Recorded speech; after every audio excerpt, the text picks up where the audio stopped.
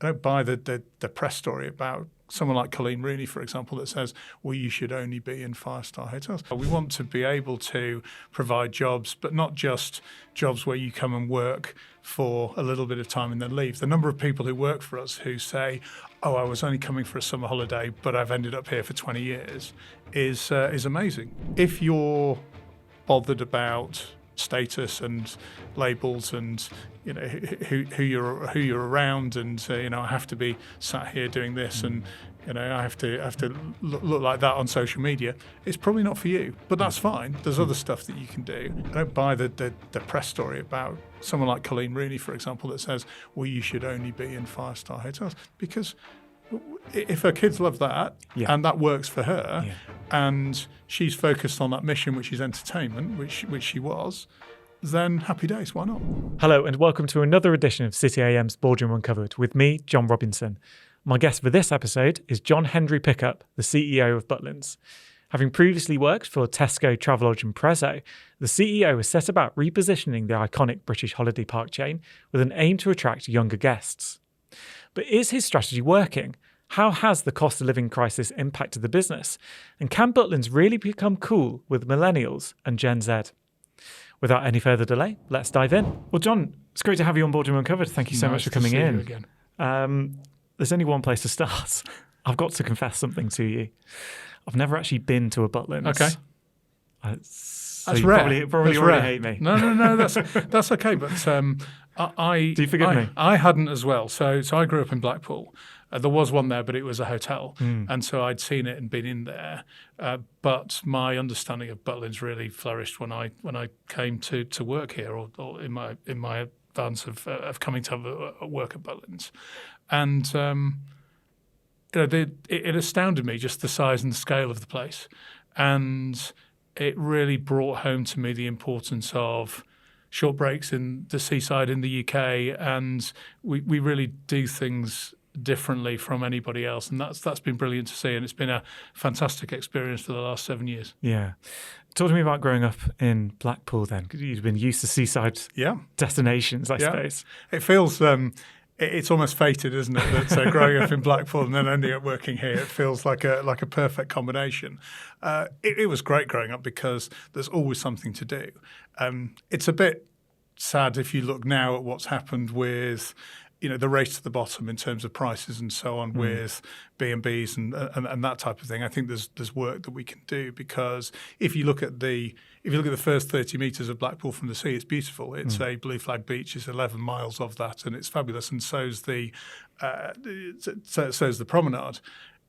But you need to work on a plan as to what you're going to do, and that's sort of what we've been doing with Butlins as well over the last few years. So was it up to the Lake District for holidays then, or was it? Yeah, we did caravan holidays in the lakes because it's only an hour away. So it's beautiful there when the weather's good. Yeah, that's the crucial point. And that helps. That makes a big difference when you're in a caravan. You need decent weather really to round out the holiday. And we did a bit of stuff in Europe as well when we were growing up from time to time. Yeah, for sure. Blackpool, it's changed a lot, I suppose, since you grew up there. There's been a bit of decay, a bit of lack of investment in a town such as Blackpool. It's a similar story across the whole of the UK, I suppose. And the areas where the Butlin resorts are based, you could probably fit into that category. Is that something that you as a business have to fight against? It's not in sexy locations, I suppose. Well, the key thing for us is accessibility, and we also want to work with the local communities in each of the areas that we're in. We're the biggest employer in the area.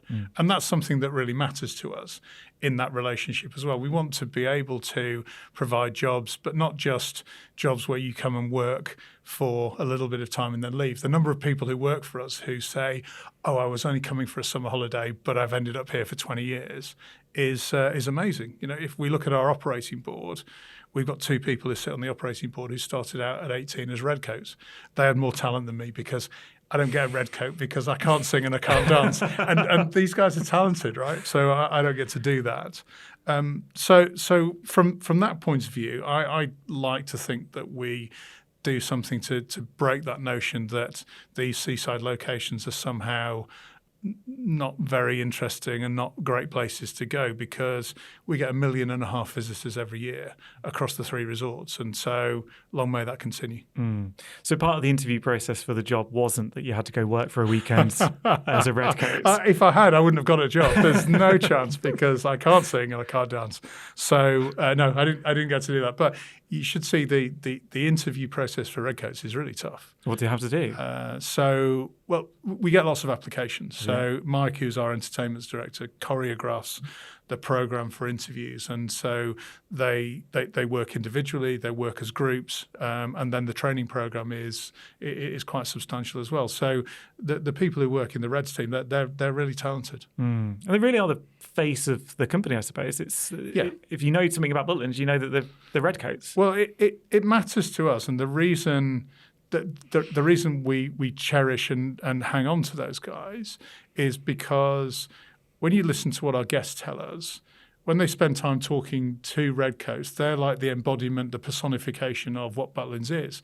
And we see it in data. If we look at it from a data-driven point of view, we see that the people who score us the highest in terms of their satisfaction, they always refer to interaction with team, and particularly redcoats, and that the kids love them, and that's something that we really cherish. So therefore, we have to look after them, and we have to train them really well.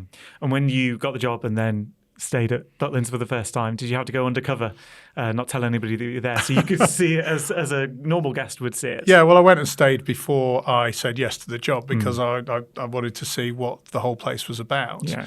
And so I really tried to get to know it and understand it when I went to stay.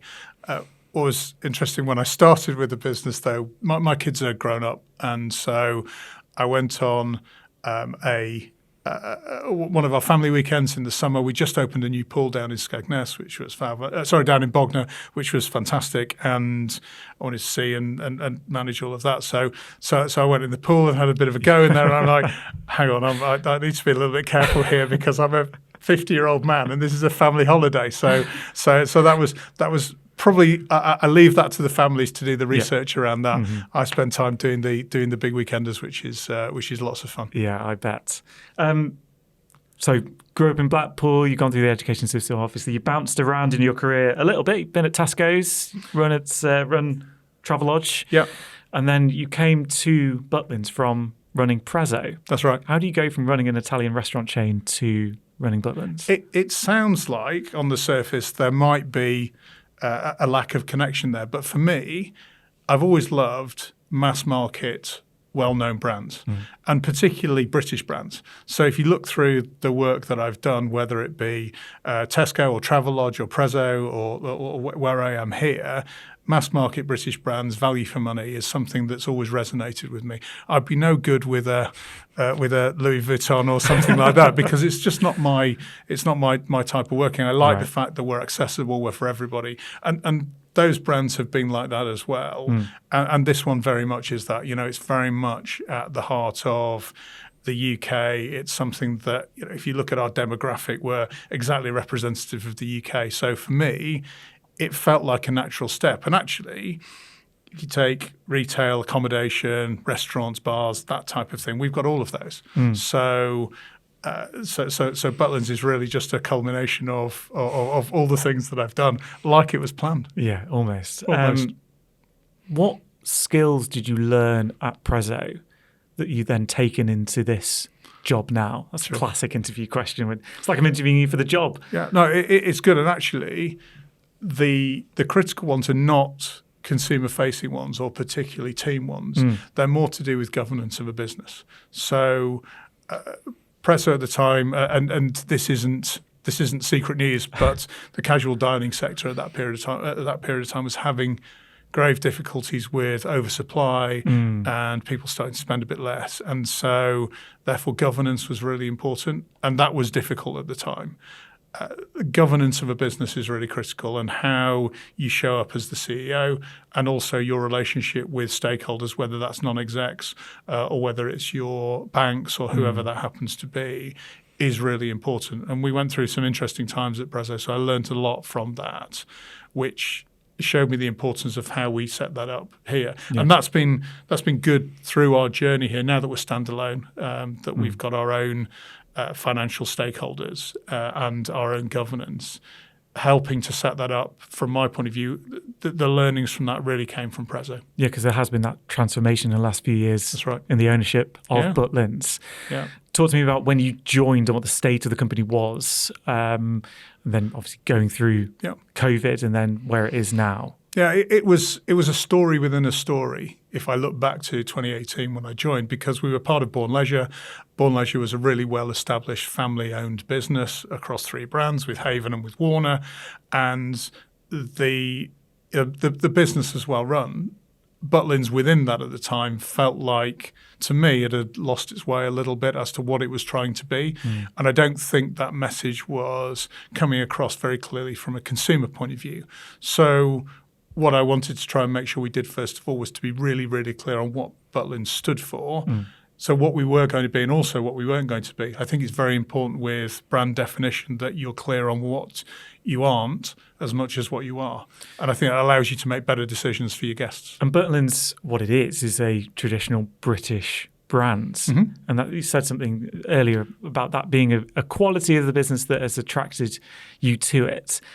But I suppose it can hold it back in a way, can't it? Because not everybody wants that from a holiday destination. They want to go abroad, and they've got an idea of what Butlins is in their mind's eye. Yeah, and I think Butlins has a heritage. We're 90 years old next year. But if you look at the mission that Billy Butlin was on right at the beginning, he was an innovator and a risk taker from day one. All the things that he did were new. He brought new innovations to the market. And I think what we've been trying to do is to really live that spirit that he brought to the business back in the day. It's not just because the business has been around for a long time, it doesn't mean we're not trying to innovate in what we do. And we do that. If you look at our entertainment program across the course of this year with Stephen Mulhern, with what we're doing with Masked Singer, with what we're doing with Gladiators, they're 3 of the big 4 from Saturday evening entertainment. No one else is doing that. So I think we've tried to really dial up the spirit of innovation which he brought to the business. But you're right, there's definitely an element of people have a view in their mind's eye about what a business might be, and it's our responsibility to make sure we tell the story of now. And it's your responsibility as the boss to keep the brand going. It's been going for 90 odd years. Do you feel a sense of responsibility more so than maybe a younger company? You don't want to be the CEO that's in charge of it when it... Absolutely not. But you wouldn't want to be that anyway. We've got nearly 4,000 people who work in our business. I feel a tremendous sense of responsibility for the fact that that's people's livelihoods and how they show up every day and how we look after them and how we work together as a team. Because if we're going to be for everybody and we're going to be accessible from a guest point of view, we've got to do the same with our team as well.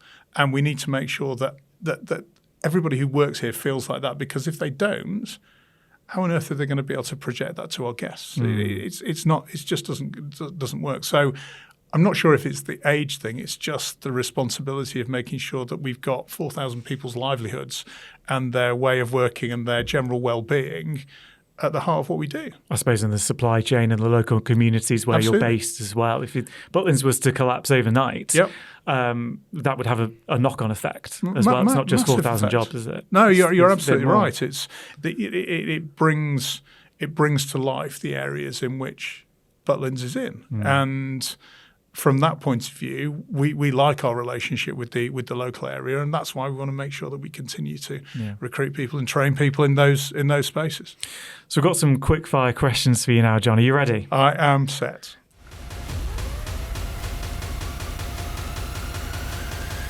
What was your first job?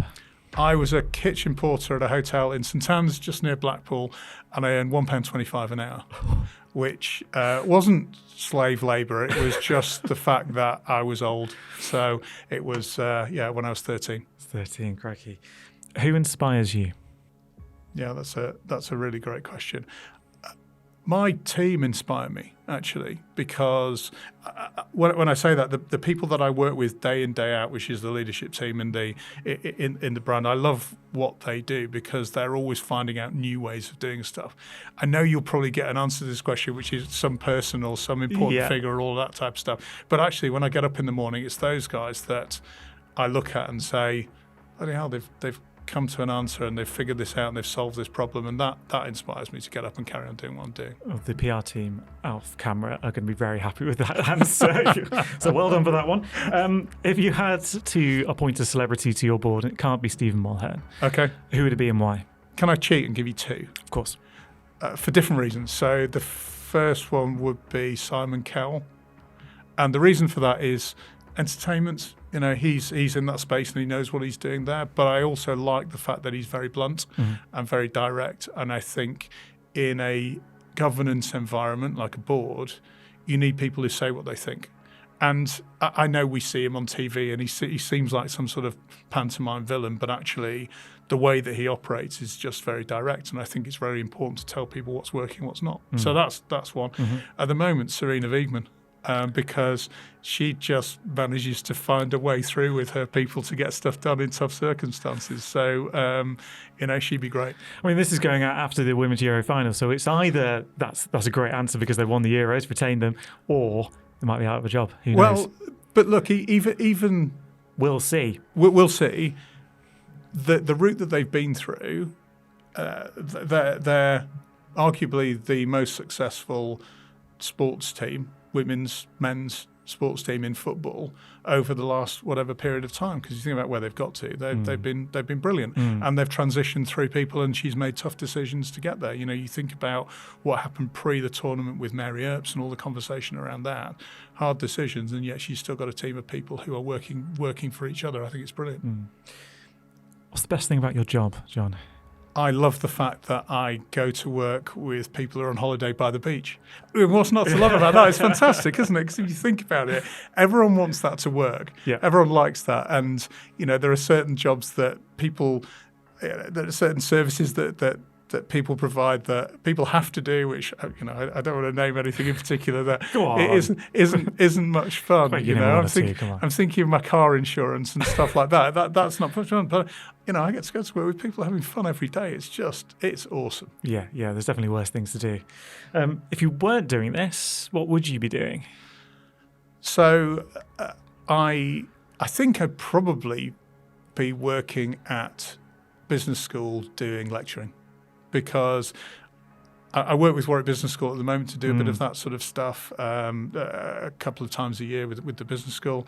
I'd really like to be able to do that. And I think that, sharing knowledge and getting people skilled up as much as they can be, I think that'd be great. And finally, if you were Prime Minister for the day, what would you do?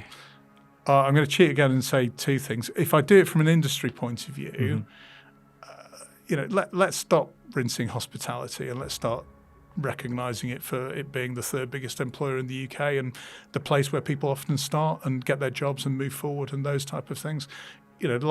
I understand the government have got a difficult time at the moment from a balancing finance point of view, but it felt like a tax on jobs that we did last year, and we can see it already with the number of people who've come out of hospitality. I think that's disappointing. I would do that.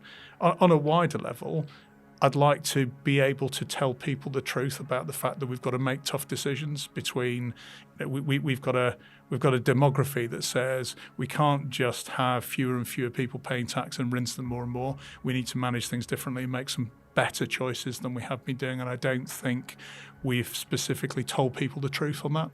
So if I was there for a day, I'd like to have a day of truth telling. That would be fun. That would be good, yeah. This is going to go out just before Rachel Reeves delivers her second budget.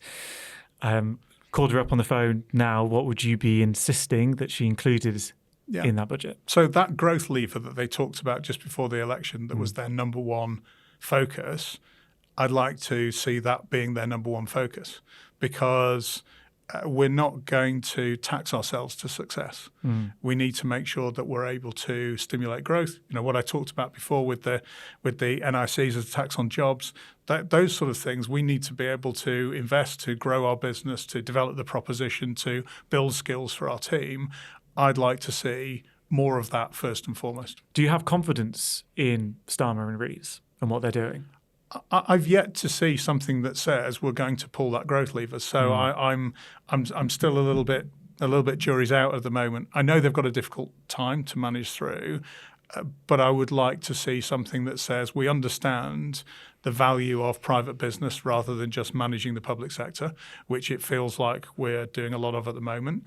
I would like to see something that says we know the value of what you're doing, and so therefore we're going to help you do more of it in difficult circumstances. Yeah. In the budget last year, of course, there was the employer contribution, national insurance contributions, and various other taxes that hit businesses like yours. How has it been since they came into effect? We manage accordingly. It's very hard, and we see other businesses that have been hit more. But from our point of view, we love the fact that in the areas that we're in, people start working for us when they do their first job. So they might not be kitchen porters, but they're certainly lifeguards, and they come and work with us on a Saturday when they're still at school. We train them up. They get a set of skills. They learn how to work. And then they come back to us sometimes at university and their holidays, and then come back and work for us, and so on and so on. It's just become very difficult to employ people at that age because the incremental cost of doing that below the age of 18 is terrible, and it feels like a real own goal. So that's the bit that we found very difficult. So would you like some of those measures that they introduced last year, or I suppose they came to effect in April this year, to be reversed? In the budget that would be great. I don't think that will happen because realistically. although U-turning doesn't seem to be out of fashion at the moment, I think that it's probably unlikely. So therefore, help me do a better job of employing young people, giving them skills and giving them the opportunity to get on in their career in an area where I think we're part of what the government priority is supposed to be. Things like, coastal areas outside of London where we want to be able to develop skills and build people's careers. Jon, I would be remiss if I didn't talk about Colleen Rooney. Okay. We met up at the end of last year and we were talking about it because she'd just been on I'm a Celebrity. Yes. And she mentioned Butlins, and you had a huge spike in interest Yep. in the brand at that point. How much did you pay Colleen Rooney to mention on primetime ITV? No, well, the beauty with something like that, and what she said was, it feels authentic. You can tell when people aren't being authentic about what they do, and that's what we love about what she said. You see that with Romesh as well, because he did the same sort of thing. Stephen Mulhern as well. He grew up as a redcoat. That's what happened. He can sing and dance. He can definitely sing and dance. He's a capable guy. You see authenticity and you see inauthenticity as well. If we tried to say, George Clooney's a real fan of Butlins and he's going to do our advert for us, it would fall flat because people are smart, right? And they see that. We didn't do that, but it was brilliant from our point of view. This is the plus side of the double-edged sword of being known by everybody, which is as soon as she does something like that, which we're delighted about, and she's welcome back whenever she likes. Yeah. Then people recognise it as something that we haven't just paid for. It's something that's genuine. Yeah, I'm going to use this sort of example as a way into talking about British snobbery, I suppose. Okay. So Colleen Rooney's taken her kids to Butlins before, getting in the tabloids because they think, she shouldn't be doing that sort of thing. She should be going to 5-star resorts, maybe abroad. But I think Butlins, whilst it is that British institution, a lot of people can look down on it. They'd never consider going to Butlins. Be a bit snobbish about it, I suppose. How do you counteract that negative perception, I suppose? What we've tried to do, and this was part of the brand strategy a few years ago, is to say, what are we really proud of and what are we great at? What can only Butlins do? And if you look at the message that we go out with as the home of entertainment, that's the thing that we're great at, and that's the thing that people really value from us. And so I think the message is, we're for everybody. We're the home of entertainment. You can do everything that you want to do with Butlins, with your family, big weekenders with your friends, and it's a great place to come and let your hair down and spend time. And if you're not into that, that's fine. You can do other things as well. That's what I meant before about what we are and what we're not. I think the key for us in terms of getting the message across is the confidence in what it is that we're doing. And I think we know enough from our guests who come to us. They tell us what they like and what they don't like, and we try and address the stuff that they don't like. But they really like that bit about us, and they talk about that. And so for me, it's making sure that we have the confidence to say, look, this is what we do, and this is what we're great at. Own it. And we own it. And we're not apologetic about what we are, and nor should we be, because we do some brilliant stuff. And if it's, if you're, going back to my point about me, which is I'm not going to work at Louis Vuitton because it's not my style of thing, and it's exclusive, and it's just not the way that I would work.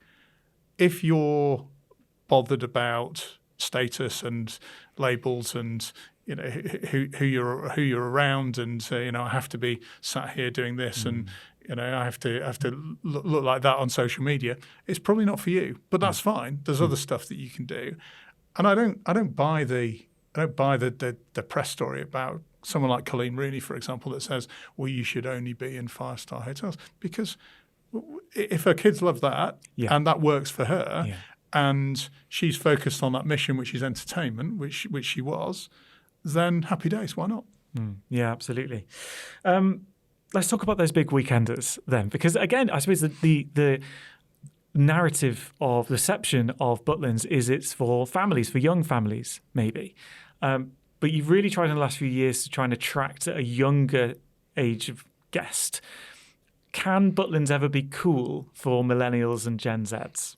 Well, look at me, because I'm not Gen Z. I'm not millennial. I don't mean I'm cool. Come on. But look at me. I'm not the person to ask. However, if you look at the age range of the people who come to us, we get a massive range from 19 through to 70, and I think what's critical with the Big Weekender, when we did the research on the brand and what we were trying to do with it, we looked at the mission, and the mission was keep me entertained, give me loads of things to do, make sure that what I'm doing is very sociable, very outgoing. It's not a relax and explore type of thing, get away from it all, Zen and yoga. That's not us. The mission is the same for the people who come on the Big Weekenders as it is for families. And we saw that quite quickly. And so the aim was, let's do something, again, that only Butlins can do, and also that hits that mission, which is sociable, keep me entertained, give me loads of stuff to do. And it's resonated really well. And we were doing 76 of those weekenders this year, and the popularity is great. What we found before was that people who came previously really liked it, but not everybody knew about it. It was sort of the reverse of what we'd seen with family issues. Everybody was aware of it, but there were some of the issues that you described before. On this one, we just need to tell more people about it. So that's why you see all the adverts that we do. That's why you see what we do with influencers. That's why you see the merch. So we've got new merchandise with that as well. So we're really bringing to life the Big Weekender part of the business, and it fits. It fits. I mean, we wouldn't put them together. You want to do them at the same time, but the blend works really well for us. Yeah, and it's obviously a big part of the expansion of the business. Yeah. What about physically expanding the business? You've got 3 sites at the moment. Yeah. Would you add a 4th? We would. Definitely, but it would be a few years further down the line, really. You can see from where the resorts are across the country that there's definitely a space in the Northwest, and that would be interesting over a period of time. We're within 2.5 hours drive of about 29 million of the population, and that's pretty much what people are happy to do. We miss that chunk in the Northwest, but at the moment we're still developing the proposition in the existing resorts, bringing new things into play, like Sky Park, like Play Experience, all those things that we've put into place in the last year or so.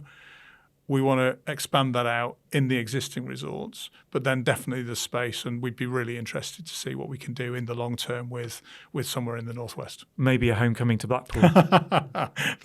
Blackpool's great. That could work really well. It's very accessible. The road network's good. It's got a beautiful beach, so why not? Buy up one of the piers. There's a space there. Maybe take over the Blackpool Tower. Painted Butlins red, maybe. I'm not sure how we accommodate people around Blackpool Tower 5 100 and something feet in the air. We probably won't do that bit. But, well, you never know. You never know. You never Don't know. rule anything out. You never Come know. on.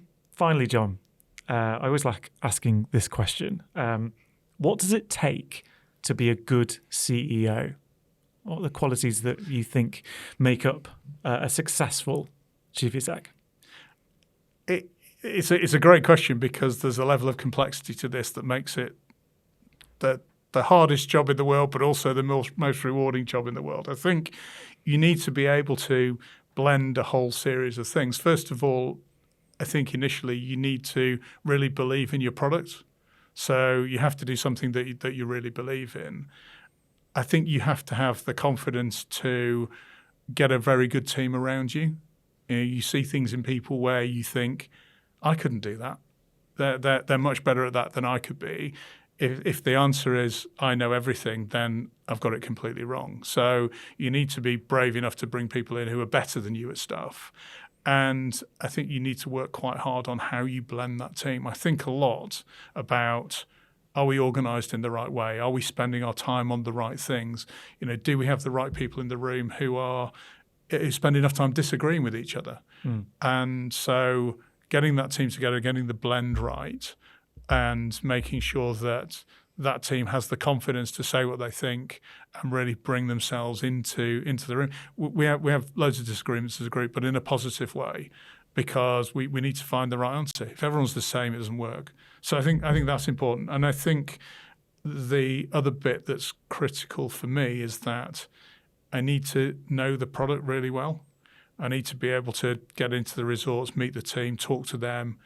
I couldn't do the undercover boss thing, because I get around and I see people and I talk to them and I do videos every month and I do all of that type of stuff. So that would make no sense. But you've got to get in amongst it. You've got to understand really clearly why your business ticks in the way that it does. Oh, there's still time for you to learn to sing and dance and put on a red coat. I don't want to offend anybody in the business in that way by trying to get me to.